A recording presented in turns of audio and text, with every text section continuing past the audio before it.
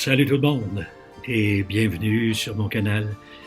Nous passons maintenant à la lecture attentive de la pièce qui s'intitule Shoemaker du dernier album de Nightwish, Human Nature. Mon nom est Guylain Prince, je suis un franciscain du Canada. J'aime le rock, le prog, le métal et ça me fait grand plaisir de commenter cet album de Nightwish qui commence déjà à m'impressionner. J'espère que ça va continuer. Cette pièce-là m'a littéralement pris de court. Je n'attendais, mais absolument pas. Et aussi, je remercie tous les gens autour de moi qui savaient que je faisais l'album de Nightwish, qui ne m'ont rien dit. Je n'ai eu aucun indice. Je suis arrivé le cœur grand ouvert dans cette chanson-là. J'ai eu déjà le souffle coupé par la ponctuation des phrases avec qu'on appelle le rhythm section là, de Nightwish, là, le bass, guitare électrique et drum, là, à la fin de chacune des lignes. Les lignes et cette progression, cette force, et puis soudainement, cette suspension. Déjà, j'en avais plein la cour. Mais quand est arrivé cette évocation de « j'en pouvais plus, j'étais plus capable ». Et j'ai perdu tous mes moyens. Vous avez peut-être remarqué que c'est le deuxième essai que je fais de faire un commentaire sur cette chanson-là. Les premiers étaient trop confus, j'étais encore sous le choc, j'essayais de mettre mes idées en morceaux. Là, ça fait une semaine et cette chanson-là m'habite encore. Alors, je vous invite à y entrer avec moi de façon assez... J'ai enlevé les autres versions aussi, j'avais des problèmes de droit avec YouTube, quelque chose qui me ennuie présentement. Alors, entrons dans la pièce de Nightwish et je vais d'abord, avant de commencer, vous faire entendre une chose, puis vous faire lire 2-3 petits morceaux de la première chanson. Allez, alors, premièrement, je vous donne mon logiciel de musique et je vous invite à écouter très attentivement. Aussitôt que je mets la vidéo en branle, vous allez avoir quelque chose de très beau que vous allez entendre. Alors, attention, soyez très attentifs.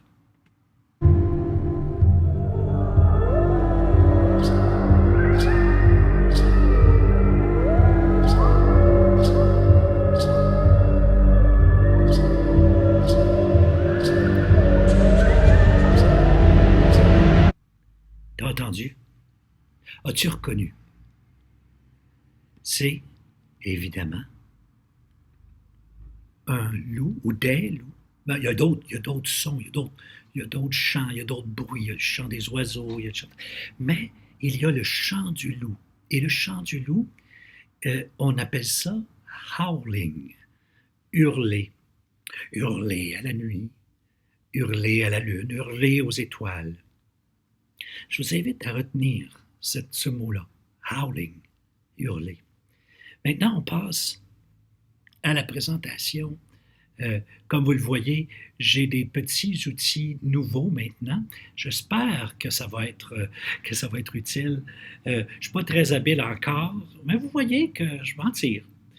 Alors, on passe donc à cette présentation ici de type PowerPoint pour vous citer quelques versets du chant musique. Alors, on lit ça attentivement. Then orchestrate un air for only you to sing. Et orchestrer une pièce de musique pour toi à chanter. Prends-en soin, profondément. Loge-le au fond de ton cœur. C'est ça que veut dire it deep. Loge-le bien profondément. Et de façon à ce qu'il sera toujours là to unlock the stars, pour déverrouiller, pour ouvrir les étoiles, de manière à ce que tu entres la suite. Première section, premier extrait. Deuxième extrait, on a ici être humain, racontant l'histoire d'un autre homme. As-tu entendu la musique? Être humain racontant l'histoire d'un autre homme. Retiens ça. Dernier extrait. Tic-toc, le temps s'arrête. Suis-moi dans le brouillard, au sommet d'une colline, et suis l'appel. Je vais traduire ça par voûte étoilée ici. Ces 3 extraits-là vont t'ouvrir la clé du ce qui s'en vient. Alors entrons sans plus tarder dans ce magnifique chant Schumacher. Le premier extrait qu'on a, comme d'habitude, les anglophones, vous avez le texte anglais ici, les francophones, vous suivez ma voix. Je vais traduire régulièrement. Alors, premier extrait. Maintenant tu es bien bordé pour l'éternel lever de terre et l'émerveillement. Un marin à travers les âges. Histoire non entendue. Maintenant, tu es bien bordé. C'est le langage d'un parent, de quelqu'un qui prend soin d'une personne âgée. Ça pourrait être aussi un geste d'affection d'une amoureuse, d'un amoureux qui prend soin de l'être aimé.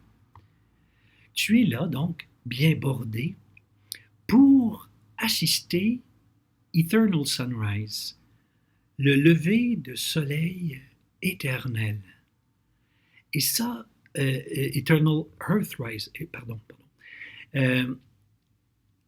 C'est quelque chose qu'on connaît, peut-être certains, on ne sait pas, mais la Lune présente toujours la même face à la Terre. Il y a la rotation autour de la Terre, mais pas une rotation sur elle-même, si bien que peu importe où la Lune se trouve, elle voit la Terre ici en lever de soleil, constamment. Il y a toujours une petite portion illuminée, probablement, à moins qu'elle soit directement derrière le soleil. Mais même là, derrière la Terre, pardon, mais même là, elle va rapidement voir une auréole, etc. C'est comme si tu vas voir un lever de terre constamment d'ici, sur la Lune. Je pense que le personnage dit un marin, maintenant, à travers les époques. En effet, en étant sur la Lune, Schumacher, vous le savez maintenant, une partie de ses cendres, au moins sur la Lune, c'est comme si un marin vient, mais il traverse les époques. Et moi, je vois 2 évocations possibles là-dedans. C'est-à-dire que quand on entre dans le monde stellaire, on entre dans ce qui est très, très vieux. La Lune est très vieille, le Soleil, mais aussi les astres dont on perçoit la lumière. On entre dans un monde où le temps ne se mesure plus de la même façon. En entrant à travers les époques, à travers les eons, un mot que Thomas aime beaucoup, il fait partie maintenant de ce monde infini stellaire. Ton histoire n'a pas encore été entendue. Ton histoire n'a pas été encore entendue. On va voir que ça ne restera pas comme ça. Deuxième partie du premier, hurlant à la terre, à toi, tout le cimetière des cieux, un navire qui a vogué à la maison. Ici, c'est pour ça que je voulais vous faire entendre le hurlement d'un loup. Le loup hurle à la nuit, hurle à la lune, aux étoiles. Ici, Schumacher, sur la lune, alors ça semble être ici, sur la lune, tu hurles à la terre comme un loup solitaire qui pense à sa maison physique. Mais je pense que à la fin du verset ou la fin du couplet nous dit plutôt que c'est ta maison physique peut-être est là-bas, mais ton lieu d'attachement, comme un bateau qui rentre au port, tu es rentré en étant sur la Lune, tu es à la maison. Et puis, ici, il y a une très belle image, une très belle image de la Lune, comme d'un cimetière qui est habité par un seul, par Schumacher sur la Lune. Donc la Lune, c'est son cimetière sur lequel il est le seul. Donc, c'est comme Le cimetière t'appartient, yours, ton cimetière. Ici, on fait une petite pause. Petite pause, parce qu'à la fin de ce chant, il y a un extrait de Shakespeare. Et Shakespeare, de Roméo et Juliette, peut-être la plus grande histoire d'amour entre un homme et une femme, qui a une fin tragique, faut le dire, une fin tragique, mais c'est comme une ode à l'amour de deux personnes. Bon, je ne connais pas Shakespeare, je ne l'ai jamais lu, ni en français ni en anglais. Ça manque à ma culture. Mais j'ai une sensibilité poétique. Et je vous invite à lire une section, regardez bien. Il sera coupé en petits morceaux, Roméo, de manière telle que, et lancé aux étoiles, et de manière telle que le monde entier va tomber en amour avec la nuit. Le chant Schumacher est un chant d'amour. Un chant d'amour entre la nuit et Schumacher, entre les compagnons de la nuit et les compagnons de Schumacher, c'est-à-dire l'humanité.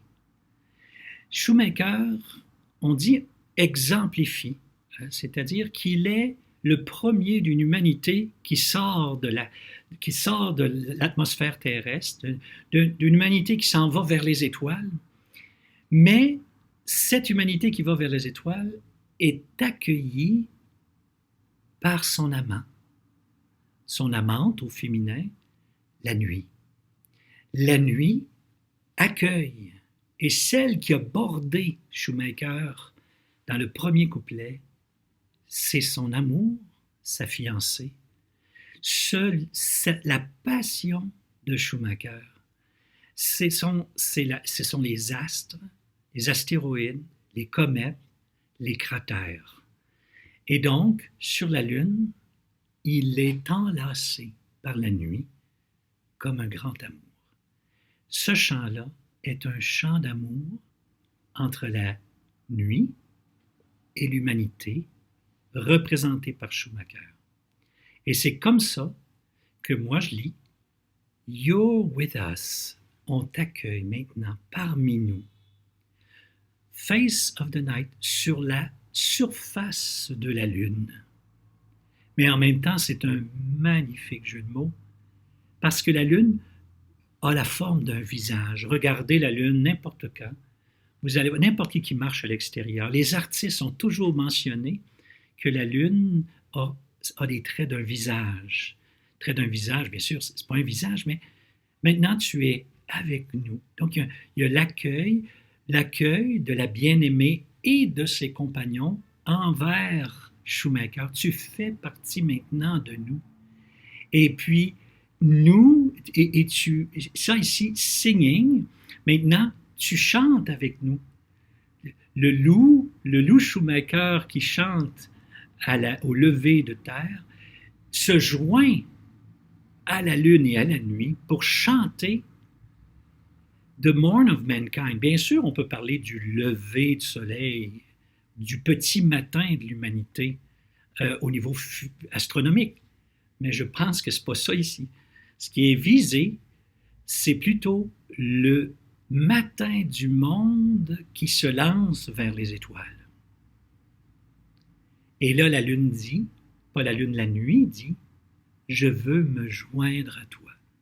C'est un amour déclaré, un peu, je dirais, dans un vieux style. Je ne connais pas Shakespeare, donc je ne sais pas s'il y a des appels ou des rappels du style de Shakespeare, mais il y a un rappel des grandes pièces classiques grecques, par exemple, ou de d'autres, où est-ce que on fait parler des êtres inanimés, où est-ce qu'il y a des gens, les éléments réagissent, etc. J'ai l'impression qu'il y a quelque chose de ça là-dedans. La lune est quelqu'un, une amoureuse. Les corps célestes sont ses compagnons. Et puis, ainsi, on se retrouve avec une déclaration d'amour de la lune pour Schumacher, pour l'amant retrouvé, mais une déclaration d'amour, je pense, pour l'humanité qui s'apprête à se lancer vers les étoiles. Et là, vous avez un changement de personnage. C'est la belle voix de Troy, toute délicate, hein, qui dit « Je suis venu pour être ton extension au loin, sur la mer stellaire, coupée en petites étoiles. » Dans ce verset-là, je vois deux choses qui sont dites.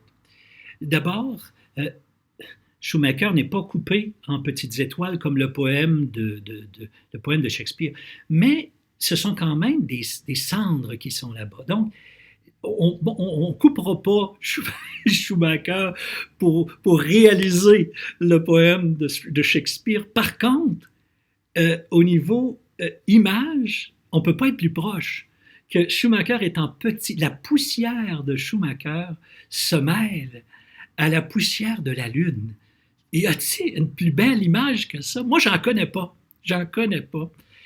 Et sur la mer étoilée, je parlais, bien sûr, j'ai pas mentionné quand on a vu Sailor tantôt, il y a toute une série d'images qui appellent la mer, l'espace comme étant la mer. Et ici, la mer étoilée, c'est l'espace, c'est le cosmos.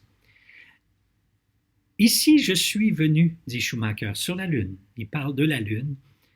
Et puis là, je pense qu'il s'adresse à l'humanité en disant « Je suis ton extension au loin. » Donc, Schumacher de la Lune se tourne tranquillement vers l'humanité, puis il lui dit « Je suis le premier, mais je suis celui qui déjà annonce quelque chose qui s'en vient. » Le paragraphe suivant. Nous attendons tous la nuit prévue, beauté qui vaut la blessure, nous venons te rejoindre. Ici, je crois que ça pourrait être autant les corps célestes qui parlent de la nuit comme d'une fiancée, d'une jeune femme magnifique, ou ça peut être l'humanité. Ça, je pense que c'est un verset qui peut être, un couplet qui peut être interprété de deux manières. Mais de toute façon, ce qui est décrit, c'est en vieux mots classiques. C'est une déclamation qu'on appelait autrefois au Québec. C'est quelqu'un qui déclame son amour. On disait ça, nous autres. Et la nuit attendue, mon amoureuse attendue, une beauté qui vaut la peine d'être, qui vaut la blessure, qui vaut la douleur de l'attente. Voyez-vous comment c'est dit à l'ancienne? Ben c'est beau, tu sais. Il y a un fond romantique chez moi. Là. Moi, ça me met à l'envers, toutes ces nuances-là, tu sais. Et puis là, we're coming to join you. Moi, je vois que deux choses possibles ici. Et de toute façon, c'est pas important. C'est autant peut-être les corps célestes qui viennent rejoindre Schumacher pour chanter cet hymne à la nuit, mais ça peut être l'humanité qui est aspirée, qui est attirée par la nuit à la suite de Schumacher. Puis voyez-vous comment la nuit ici n'a pas aucune résonance négative. C'est l'infini, c'est la beauté, c'est la grandeur, c'est l'éternité, c'est l'amoureuse de l'humanité, telle que illustrée, exemplifiée par Schumacher qui était en amour avec les astres. C'est assez incroyable de parler d'un scientifique en langage poétique et de parler de sa quête scientifique comme d'une quête amoureuse. Moi, ça me fait exploser l'esprit. Je trouve ça extraordinaire, extraordinaire. Et là, comme je vous disais, ça peut être les astres qui parlent de l'humanité, ça peut être Schumacher qui, avec les... C'est pas important. Ce que ça dit, c'est qu'il y a une espérance ravivée qu'il faut qu'il dure toute une nuit dans un sens, pour que la passion ne soit pas juste passagère, mais que ça soit quelque chose qui dure pour toute une vie, afin que dans le cœur humain, s'allume une étincelle pour être en amour avec la nuit. Qu'il y ait une passion mais une passion durable pour la nuit, pour le cosmos, pour le monde stellaire. On continue. On répète, je ne reprendrai pas, on répète cette idée d'être bordé par une amoureuse. Et puis, soudainement, l'histoire unheard du début devient story now heard. Ça peut être à la fois que le monde stellaire chante la louange de l'amour entre Schumacher et la nuit, entre l'humanité et la nuit, ou ça peut être les êtres humains qui entendent désormais cette histoire et puis qui savent maintenant qui est Schumacher. Vous savez, la grande majorité des savants travaillent dans l'ombre. Et c'est rare qu'on chante des louanges aux savants. C'est très rare. Et pour moi, j'y vois la reconnaissance, la gratitude dans ce verset-là. Le chant est un chant de gratitude pour le travail dans l'ombre des scientifiques et qui peuvent être en fait menés, ces travaux-là qui d'apparence très secs, peuvent être menés avec une grande passion, avec beaucoup d'amour pour le sujet qu'ils étudient. Je vais juste dire aussi sur la deuxième moitié, toujours cette idée de hurler à la terre, mais voici que maintenant, à toi est the whole star map, toute la carte des cieux, a myriad of endings.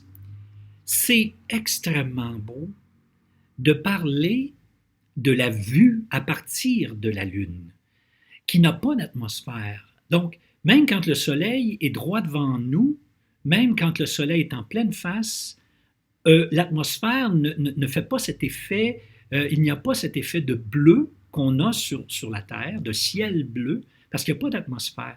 Donc, le Soleil est là, la première étoile, mais c'est la première et la plus proche, la plus rapprochée, mais ça ne nous empêche pas de voir le ciel étoilé, pratiquement, je ne dirais pas à 360 degrés, mais quand même, et la Terre fait partie de ça.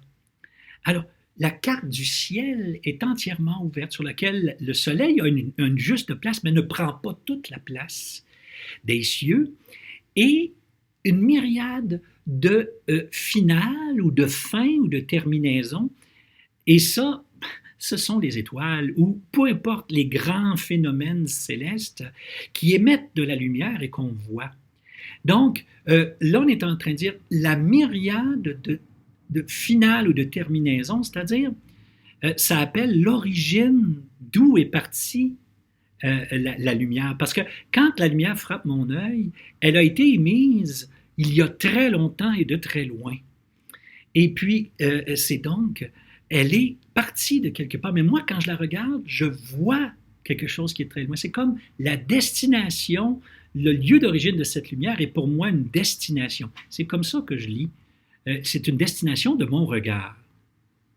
Et le dernier couplet, on pourrait dire, de ce chant-là, je vous rappelle, je disais, il y a quelque chose de particulier. Déjà, dans l'écoutant, quelque chose de spécial, parce que les mots ressemblent à la section de Schumacher, mais le rythme est collectif. Là, on parle, il y a une force qu'on trouvait dans les versets, etc. Donc, c'est un mélange. C'est comme si Schumacher, maintenant, d'un seul cœur, avec tout ce qu'il y a dans l'espace, proche de la Lune, nous sommes venus ici pour être a waypoint, un repère au loin dans la mer étoilée.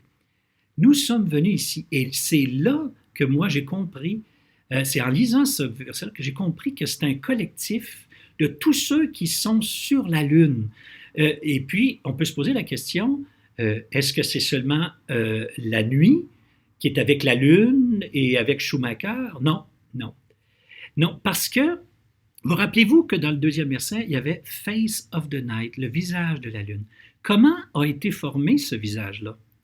C'est l'impact de milliers de corps célestes, de milliers, peut-être des millions en fait, de corps célestes, d'astéroïdes, de poussières, de morceaux qui se sont fracassés sur la Lune. Ben oui, il n'y a pas d'atmosphère qui brûle, qui consume. Ils continuent leur course, ils viennent se fracasser sur la Lune, créant quoi? Créant quoi? Créant un relief formé de cratères. La grande passion de Shoemaker. Alors, la Lune devient une maison pour Shoemaker, une maison où il est en compagnie de cratères, d'astéroïdes, de tous ces phénomènes célestes qui ont été sa grande passion. Alors, ce qui veut dire qu'on se retrouve devant un véritable chant d'amour dans ce chant. C'est même, même, même après une semaine, je suis encore sans voix. Oh, oh. Et là, étoiles, appelant avec des morceaux d'étoiles, appelant avec un son comme un dulcimer qui évoque le rêve. Ben oui, parce que Thomas utilise pour évoquer l'espace un son de dulcimer, qui est un instrument de musique, et lui, évidemment, c'est au clavier qui joue ça. Mais c'est au fond un peu comme un chant de sirène. Ce son qui évoque le vide stellaire est comme un chant de sirène qui nous appelle et qui va nous inviter encore aujourd'hui à continuer d'explorer l'espace, à continuer de le parcourir. Alors, nous sommes ici comme un son de dulcimer, de rêve. C'est beau, hein, parce que chez Thomas, il y a à la fois la dimension scientifique qui crée chez lui un éblouissement, mais il y a aussi tout le côté, j'appellerais, moi, créatif, mystique, imaginatif de la nuit. Et ces deux se mélangent dans le cœur de Thomas, et c'est ce qui fait de lui un auteur, en tout cas dans le monde métal rock unique, mais même dans la poésie, il y a peut-être des grands poètes qui sont à la fois, qui apprécient profondément la recherche scientifique, mais Thomas, moi, à ma connaissance, c'est le seul que moi je connais. Alors, on est venu ici, et là, je pense que tout ce monde lunaire est en train de dire, pour venir accompagner your guiding light, c'est-à-dire celui qui vous devance, celui qui vous précède, et donc, c'est en même temps un appel pour nous à venir rejoindre le monde lunaire. Maintenant, avant de passer à la dernière section, juste une petite lecture rapide de deux sections, c'est-à-dire deux lignes du poème de Shakespeare. Vous vous rappelez, de façon à ce que tout le monde tombe en amour avec la nuit. Ça, c'est chose. Mais regardez bien ce qui suit. And pay no worship to the garnished sun. Et ne fait plus une adoration d'un soleil tape à l'œil, d'un soleil qui en fait trop. Et c'est là qu'arrivent les mots Laudato Si. Écoutez, je vous explique pourquoi Laudato Si provoque chez moi cette réaction-là, mais j'essaie de comprendre et je suis tout à fait admiratif d'un musicien de métal symphonique, compositeur de métal symphonique, qui cite dans une seule pièce Shakespeare et un saint du 13e siècle, un saint poète du 13e siècle qui s'appelle François d'Assise, un poète italien, c'est-à-dire un saint d'abord, mais il a écrit un poème qui s'appelle le Cantique des créatures. Et la phrase la plus célèbre dans ce cantique, c'est Laudato Si.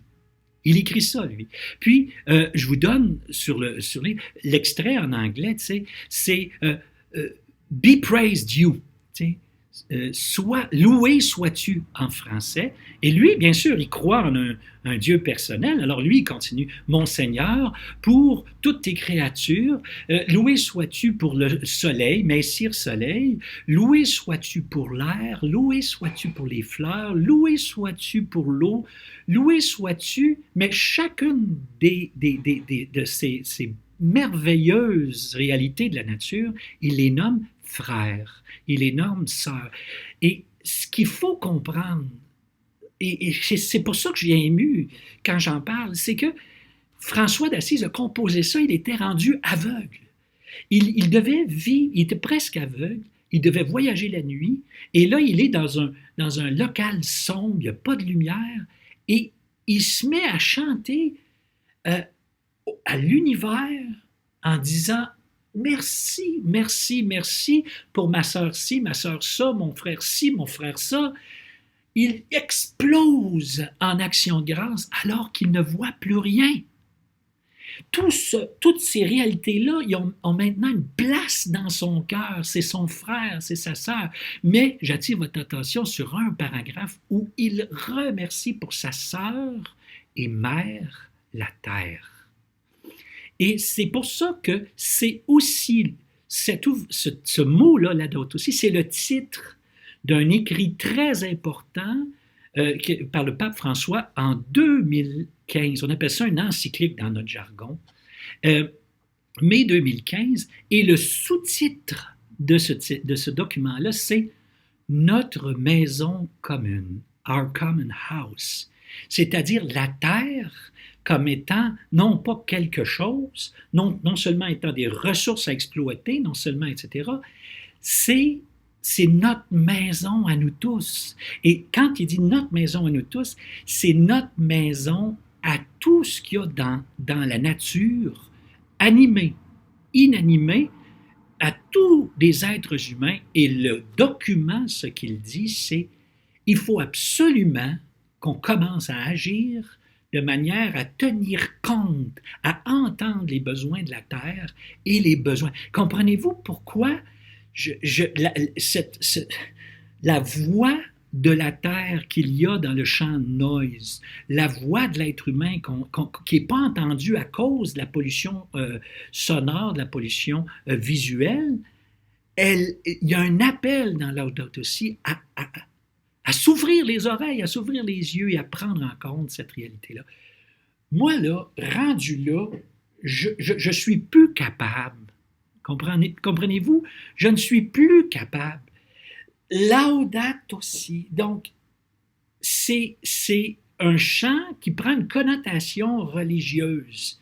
Je ne dis pas que Thomas est religieux, je fais juste dire que ça a le lyrisme d'un chant religieux. Ça a le lyrisme, ce chant, il a le lyrisme du cantique des créatures. Moi, je dirais, Thomas est un homme qui est non-croyant, correct, mais il est quand même complètement ébloui par le monde stellaire, par le monde créé, et ça génère en lui une attitude qui ressemble à une attitude religieuse, ce mot très rare que lui utilise souvent, « ah », et qu'on appelle une révérence, une complète révérence, un complet respect devant quelque chose qui nous dépasse. Alors, le chant prend une tournure, on va dire, religieuse, même si elle est séculière pour Thomas. Moi, je pense qu'il laisse la place à ceux qui voient une présence personnelle, parce qu'il n'a pas changé les mots de François d'Assise. Il a gardé « loué sois-tu ».